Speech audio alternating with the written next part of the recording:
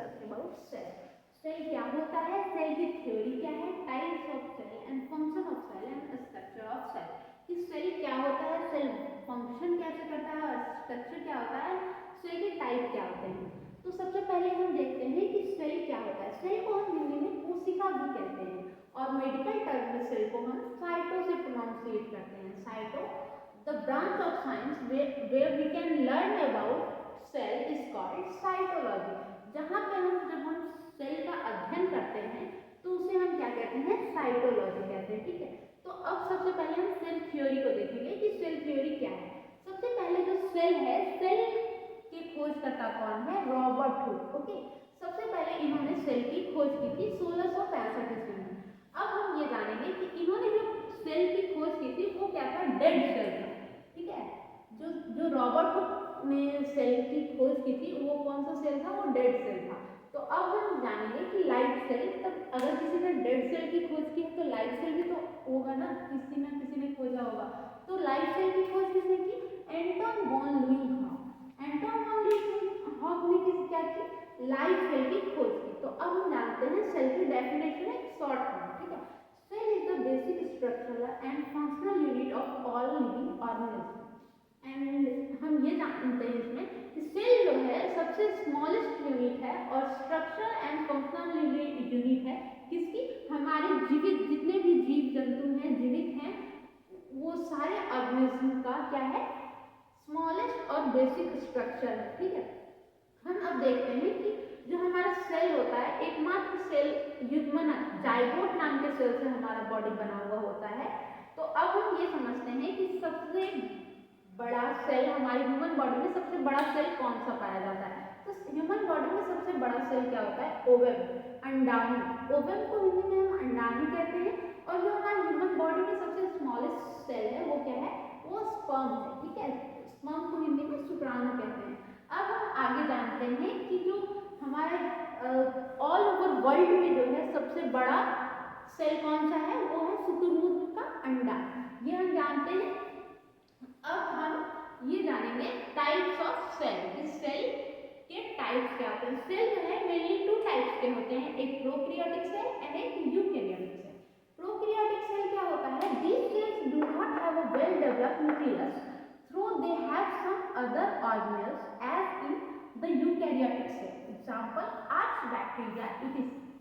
मतलब कि ये जो प्रोकैरियोटिक सेल है वो क्या है, इसमें वेल डेवलप्ड न्यूक्लियस नहीं पाया जाता है। जैसा कि हम देख पा रहे हैं, ये क्या है, ये यूकैरियोटिक सेल का एक स्ट्रक्चर है, ओवरव्यू। तो ये क्या है, इसमें न्यूक्लियस पाया जाता है और ये वेल डेवलप्ड है। और प्रोकैरियोटिक में क्या होता है, ये डेवलप नहीं होता है। तो अब हम देखेंगे eukaryotic cell. These cells have a well developed nucleus and another organelles. जो यूकैरियोटिक सेल में होता है क्या, उसमें वेल डेवलप्ड न्यूक्लियस भी होता है और जितने भी ऑर्गेनल्स हैं, सेल ऑर्गेनल्स हैं, वो भी वेल डेवलप्ड होते हैं। जो प्रोकैरियोटिक सेल होता है उसमें 70F कैटेगरी के राइबोसोम पाए जाते हैं और यूकैरियोटिक सेल में 80F कैटेगरी के राइबोसोम्स पाए जाते हैं। ठीक है, अब हम देखेंगे सेल का स्ट्रक्चर। जैसा कि ये आप फिगर देख पा रहे हैं, ये जो है हमारा एक सेल है। अब हम जानते हैं कि सेल का स्ट्रक्चर क्या होता है।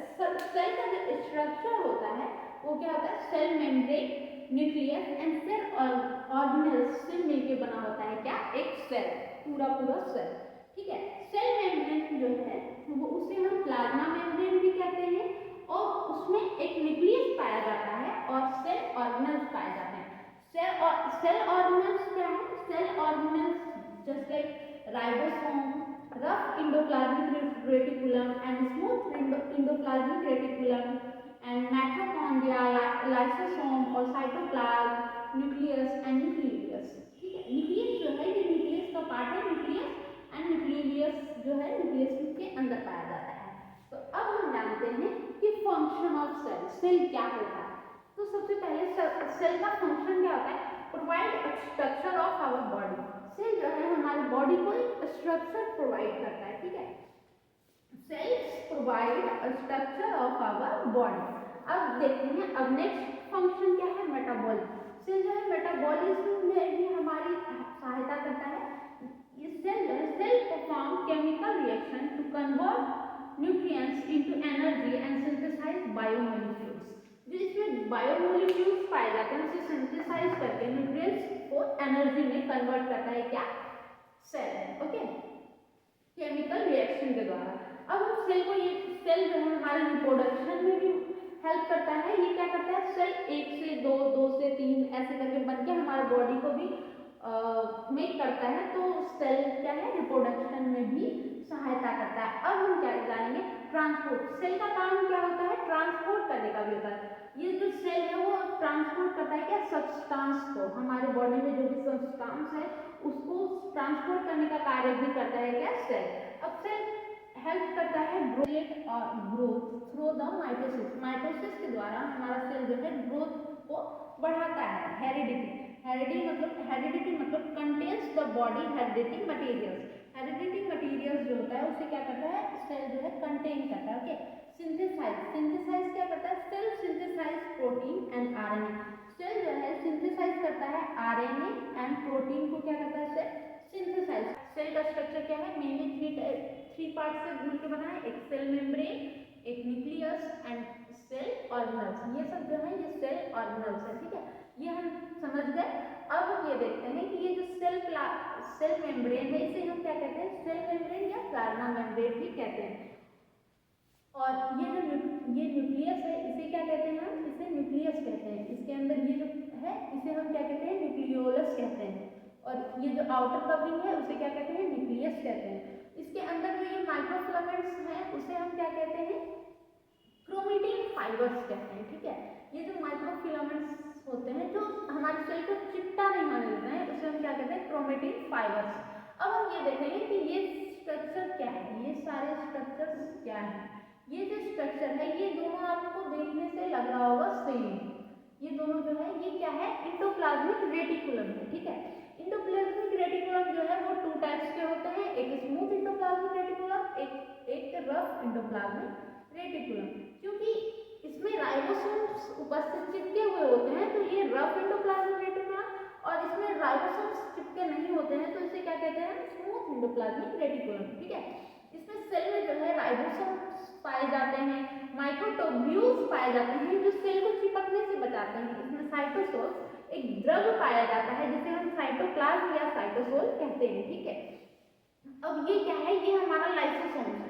लाइसोसोम को हम क्या कहते हैं, आत्महत्या की थैली भी कहते हैं। ठीक है, ये क्या है, ये माइटोकॉन्ड्रिया है। माइटोकॉन्ड्रिया में क्या कहते हैं, power house of energy. Energy का क्या कहते हैं, पावर हाउस भी कहते हैं किसको, माइटोकॉन्ड्रिया को। अब हम ये समझते हैं ये गोल्गी अपैरेटस, इसे हम Golgi body, Golgi complex, Golgi apparatus, कुछ भी ये तीनों चीजों में से बोल के प्रोनाउंसिएट करते हैं क्या, गोल्गी अपैरेटस को। ठीक है, ये सब जो है सेल के अंदर पाया जाता है। एक सेल जो है उसके अंदर ये सारी चीजें पाई जाती है तो वो एक सेल का फॉर्मेशन करता है। ठीक है, अब हम समझ जाएंगे सेल जो है वो हमारा बॉडी कैसे परफॉर्म करता है। जैसे एक ईंट मिलके एक ईंट होती है उसे हम क्या समझेंगे, सेल। जैसे एक ईंट होता है उसी तरह से हमारे बॉडी में एक सेल होता है। ठीक है, बहुत सारे ईंट मिलके क्या बनाता है, एक दीवार, बहुत सारे दीवार मिलके क्या बनाते हैं, एक कमरा, और बहुत सारे कमरा मिलके क्या बनाते हैं, एक घर, और बहुत सारे घर मिलके क्या बनाते हैं, एक सोसाइटी। ठीक है, तो उसी तरह से हमारा सेल भी वर्क करता है कि जैसे क्या करता है, जैसे बहुत सारे ईंट मिलके दीवार बना दिया, बहुत सारा दीवार मिलके कमरा बना दिया, बहुत सारे कमरे मिलके घर बन गए, और बहुत सारे घर मिलके क्या बन गया, सोसाइटी, मतलब समाज। उसी तरह हमारा सेल जो है वर्क करता है। अगर एक साथ बहुत सारे सेल चिपक गए तो वो क्या कर देगा, टिश्यू का फॉर्म कर देगा। मतलब टिश्यू को हम हिंदी में ऊतक कहते हैं, सेल को हिंदी में हम क्या कहते हैं, कोशिका कहते हैं, और टिश्यू को हम हिंदी में क्या कहते हैं, ऊतक कहते हैं। ऑर्गन्स को क्या कहते हैं, ऑर्गन्स को हिंदी में अंग कहते हैं। बहुत सारे टिश्यू जो है ऑर्गन मिलके ऑर्गन बनाएंगे, और बहुत सारे ऑर्गन जो है मिलके सिस्टम को तैयार करेगा, और बहुत सारे सिस्टम जो है मिलके ह्यूमन बॉडी को बनाएगा। ठीक है, तो सेल हम समझ गए। आगे नेक्स्ट वीडियो में हम टिश्यू के बारे में बात करेंगे, तो टिश्यू वहाँ पे हम समझ जाएंगे, और उसके बाद हम ऑर्गन्स के बारे में जानेंगे, और फिर सिस्टम, और उसके बाद ह्यूमन बॉडी। ठीक है, तो ऑर्गन क्या होता है, वो होता है जस्ट लाइक हमारे बॉडी में ऑर्गन्स क्या क्या है, हार्ट है, लंग्स है, लीवर है, ये सारे जो है वो क्या है हमारे ऑर्गन्स हैं। और बहुत सारे ऑर्गन्स मिल जाएं तो वो क्या बनाता है तंत्र, it means system, system just like digestive system, cardiovascular system, etc.. ये जो है वो हमारे क्या है सिस्टम्स हैं। और ये सारे जब मिल जाएंगे तो वो क्या बनाएगा human body. I hope you all are understand. आप सबको अच्छे से समझ आया होगा। सर मैंने एक छोटी सी कोशिश की। और अगर आप अभी तक वीडियो में बने हुए हैं तो लाइक शेयर सब्सक्राइब करना ना भूलें।